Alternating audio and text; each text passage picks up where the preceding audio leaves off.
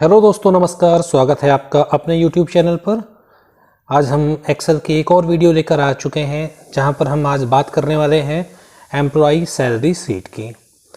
अगर आपको किसी कंपनी में या फिर आपको ऑफिस में जो एम्प्लॉयज़ कार्य करते हैं, जो भी हमारे एम्प्लॉयज़ हैं, उनकी हमको एक सैलरी शीट चाहिए। हमको उनकी सैलरी को एक्सेल के अंदर मेंटेन करना है। तो किस तरीके से उसको हम बना सकते हैं, क्या फॉर्मेट हमारा होगा, क्या क्या पार्टिकुलर्स वहाँ पर हम यूज़ करेंगे, क्या फार्मूले हम वहाँ पर लगाने वाले हैं, इसको आज के हम वीडियो में समझेंगे।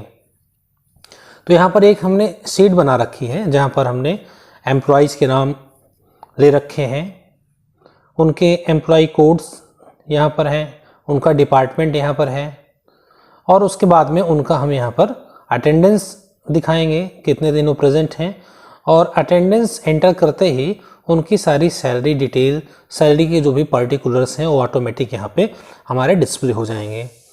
उसके बाद में हमने साइड में यहाँ पर एक अलग सेक्शन बना रखा है जहाँ पर हम डिपार्टमेंट वाइज टोटल निकाल सकते हैं कि किस डिपार्टमेंट में कितनी सैलरी दी गई है। जैसे यहाँ पर कुछ एम्प्लॉयज़ हमारे हैं, जैसे कि देवाजीत बोस, जिसका एम्प्लॉय नंबर 1378 है और कौन से डिपार्टमेंट से संबंधित है, मार्केटिंग डिपार्टमेंट से। उसी तरीके से हमारा अगला एम्प्लॉय रजत शर्मा, मार्केटिंग है। हमने कुछ और एम्प्लॉयज़ लिए हैं जो कि सेल्स डिपार्टमेंट या फिर एचआर डिपार्टमेंट से संबंधित हैं। अब जैसे हमको कैलकुलेट करना हो कि हमने एचआर डिपार्टमेंट में कितनी सैलरी दी, या फिर यहाँ पर एक ड्रॉप डाउन हमने बना रखा है यहाँ पे हमको सारे डिपार्टमेंट्स मिल जाएंगे। मार्केटिंग का डिपार्टमेंट, कितना सैलरी मार्केटिंग डिपार्टमेंट दी गई, सेल्स में कितनी दी गई, एचआर में कितनी दी गई। मतलब हम डिपार्टमेंट वाइज भी यहाँ पर सैलरी देख सकते हैं कि किस डिपार्टमेंट को कितनी सैलरी दी गई। तो कैसे हम बनाएंगे इस फॉर्मेट को, कैसे इस पर हम काम करेंगे, आइए देखते हैं। सबसे पहले आपको इस सीट का एक डेमो दिखा देते हैं। आपको इसमें कुछ नहीं करना है, फुली ऑटोमेटेड, पूरी तरीके से ऑटोमेटिक रूप में काम करने वाली सीट हमने बना रखी है। यहाँ पे आपको करना क्या होगा, आपको केवल एम्प्लॉय का यहाँ पर अटेंडेंस लगानी है कि महीने में वो कितने दिन प्रेजेंट रहा है, और प्रेजेंट डेज एंटर करते ही आपका सारा कैलकुलेशन ऑटोमेटिक यहाँ पर हो जाएगा। देखते हैं करके एक बार। यहाँ पर हमारा पहला एम्प्लॉय जो है देवाजीत बोस, ये हमारा 26 दिन प्रेजेंट था। हमने 26 यहाँ पर एंटर कराया, उसकी अटेंडेंस को एंटर किया, और जैसे ही हम कीबोर्ड से एंटर की बटन प्रेस करेंगे, आप यहाँ पर देखिए तो जो एम्प्लॉय हमारा है देवाजीत बोस, इसकी सारी डिटेल यहाँ पर आ गई। इसकी बेसिक सैलरी इसकी अटेंडेंस के अकॉर्डिंग कैलकुलेट हो गई 15,600। इसका ट्रैवलिंग अलाउंस 6% कैलकुलेट हो गए, आ गया 936 रुपये। डेयरनेस अलाउंस, महंगाई भत्ता, इसका कैलकुलेट हो गया। एचआरए, जिसको हम हाउस रेंट अलाउंसेस बोलते हैं। पीएफ इसका कितना डिडक्ट होगा, प्रोविडेंट फंड कितना जाएगा, और ग्रॉस सैलरी, और उसके बाद में पीएफ को डिडक्ट करने के बाद में नेट सैलरी कितनी हुई, देखिए सब कुछ कैलकुलेट होकर के आ गया। अगला हमने यहाँ पे एंटर किया। अगला हमारा जो एम्प्लॉय है रजत शर्मा, कितना इसका प्रेजेंट डेज रहा है, तो हमने डाल दिया कि ये 29 डेज प्रेजेंट है, और एंटर करते देखिए इसकी सारी डिटेल ऑटोमेटिक कैलकुलेट होकर के आ गई। इसी तरीके से हम सारे एम्प्लॉयज़ की डिटेल को यहाँ पे फिल कर लेते हैं एक बार, और उसके बाद हम देखते हैं कि किस तरीके से हमारी ये सीट बिल्कुल ऑटोमेटिक ढंग से काम कर रही है। तो अगर आप इस तरीके की एक ऑटोमेटेड सैलरी सीट बनाना चाहते हैं एक्सेल में, तो हमारा आज का वीडियो आप पूरा देखिए, बिल्कुल भी स्किप मत करिएगा। नहीं तो बीच में क्या होता है, कुछ चीज़ें आपकी छूट जाएंगी, तो आप इस तरीके की सीट को नहीं बना पाएंगे। अब यहाँ पर देख सकते हैं आप सारे एम्प्लॉयज़ का यहाँ पर डिटेल आ चुका है। और अब यहाँ पर देखिए सबसे जो यहाँ पर बढ़िया चीज़ बनाई गई है, वो आप डिपार्टमेंट वाइज भी कैलकुलेट कर सकते हैं कि किस डिपार्टमेंट को कितनी सैलरी गई है। जैसे यहाँ पे अभी सेल्स का डिपार्टमेंट आ रहा है, सेल्स डिपार्टमेंट का 66,960 रुपये सैलरी दी गई। आप ड्रॉप डाउन एरो पे आइए, आप यहाँ से मार्केटिंग डिपार्टमेंट को सेलेक्ट करिए, देखिए मार्केटिंग डिपार्टमेंट में कितनी सैलरी गई है, और आप एचआर डिपार्टमेंट सेलेक्ट करिए, यहाँ पर देखिए एचआर डिपार्टमेंट को क्या सैलरी आई है, सारी चीज़ें यहाँ पर बन के आ जाती हैं। तो कैसे इसको बनाते हैं, आइए देखते हैं, शुरू करते हैं इसको। तो हम क्या करते हैं, यहाँ पर सारा डेटा, सारे फार्मूले हम हटा दे रहे हैं। ये हमने इसको सेलेक्ट किया और यहाँ पर हमने इसको डिलीट कर दिया, और यहाँ पर भी आ जाते हैं, और ड्रॉप डाउन एरो को हम यहाँ से रिमूव कर देते हैं। एक बार डेटा में जा कर के डेटा वैलिडेशन, और डेटा वैलिडेशन में जा कर के इसको लिस्ट की जगह पर हम एनी वैल्यू कर देंगे और ओके कर देंगे। तो यहाँ से हमारा जो भी क्राइटेरिया था वो सब कुछ हट गया। तो एक सिंपल सा फॉर्मेट आपको बना लेना है। ऊपर आप कुछ लाइंस को मर्ज क्रॉस करके, यहाँ पर हमने 3 रो को मर्ज क्रॉस करके कंपनी का नाम लक्ष्य टेक्सटाइल्स प्राइवेट लिमिटेड, उसके नीचे कंपनी का एड्रेस और सैलरी शीट दिसंबर 2024 हमने लिख दिया। फिर आपकी कंपनी का जो भी लोगो है उसको आप इंसर्ट में पिक्चर में जा करके दिस डिवाइस, और पिक्चर को आप यहाँ से इंसर्ट करा करके लोगो को लगा लीजिए। तो ये तो गई हेडर की बात, आप किस तरीके से हेडर बनाएंगे। और उसके बाद में आप यहाँ पर एक रो लेंगे जहाँ पर एम्प्लॉय का नाम, उस एम्प्लॉय का एम्प्लॉय कोड और किस डिपार्टमेंट में काम करता है। यहाँ पर हम उसका अटेंडेंस के लिए एक रो ले लेंगे प्रेजेंट डेज। अगले कॉलम में उसकी बेसिक सैलरी को दिखाएंगे। उसके बाद हम उसका ट्रैवलिंग अलाउंसेज, यात्रा भत्ता जो भी उसका होगा शो करेंगे। अगला हमारा क्या होगा, डीए डेयरनेस अलाउंसेज, महंगाई भत्ता। एचआरए हाउस रेंट अलाउंसेज, मकान के किराए के लिए जो कंपनी देगी वो 10% कैलकुलेट करेंगे। पीएफ यानी कि प्रोविडेंट फंड जो कि हर महीने सैलरी से कट जाता है उसको कैलकुलेट करेंगे। फिर ग्रॉस सैलरी में हमें क्या करना है, हमें उसके बेसिक टीए डीए एचआरए और पीएफ को ऐड कर लेना है, जोड़ लेना है। और नेट सैलरी निकालने के लिए हम क्या करेंगे, ग्रॉस सैलरी जिसमें कि पीएफ इंक्लूड है, पीएफ तो सैलरी में नहीं मिलता है, पीएफ क्या होता है डिडक्ट हो जाता है, कट जाता है। तो हम ग्रॉस सैलरी से पीएफ के अमाउंट को माइनस कर देंगे और जो यहाँ पर फिगर आएगा वो हमारा क्या होगा, नेट सैलरी का फिगर होगा। तो आइए देखते हैं किस तरीके से इसको हम बना सकते हैं। सबसे पहले हम यहाँ पर आते हैं बेसिक सैलरी पे और बेसिक सैलरी के लिए एक फार्मूला लगाते हैं। अब देखिए एक एग्जांपल हम मानते हैं कि यहाँ पर जो एम्प्लॉयज़ हैं इनको पर डे की सैलरी जो हम दे रहे हैं वो 600 रुपीज़ सैलरी दे रहे हैं। तो 600 पर डे के हिसाब से इनको सैलरी दी जाएगी। तो यहाँ पर बेसिक पे क्या आएगा, इक्वल हम लगाएंगे। इक्वल के बाद में हमको क्या करना है, इनके प्रेजेंट डेज पे क्लिक करना है। जहाँ पर इनकी हम अटेंडेंस लगाने वाले हैं वहाँ पर हम क्लिक करेंगे। उसके बाद एक एस्ट्रिक साइन, गुणा करने के लिए जो हम निशान लगाते हैं स्टार का, उसको लगाएंगे। और पर डे की इनकी जो सैलरी है 600 रुपीज़ वो हम यहाँ पे लिख देंगे। क्या कर रहे हैं, आपको इक्वल साइन लगाना है और इनकी अटेंडेंस जहाँ पे लिखी जाएगी उस पर आप क्लिक करेंगे और गुणे का निशान लगाने के बाद में एक दिन की इनकी सैलरी क्या है वो आप यहाँ पे लिख देंगे। आप एंटर करिए, ये 0 आ जाएगा। फिर आप टीए पे आइए, ट्रैवलिंग अलाउंसेज, यात्रा भत्ता 6%। यहाँ पर हमने एक एग्जाम्पल लिया है, कुछ भी हो सकता है, हमने यहाँ एग्जाम्पल जो है वो 6% लिया है। तो हमको क्या करना होगा, जो बेसिक सैलरी आएगी एम्प्लॉय की उस बेसिक सैलरी का 6% हमको यहाँ पर निकालना पड़ेगा। तो कैसे निकालेंगे, बहुत आसान तरीका है।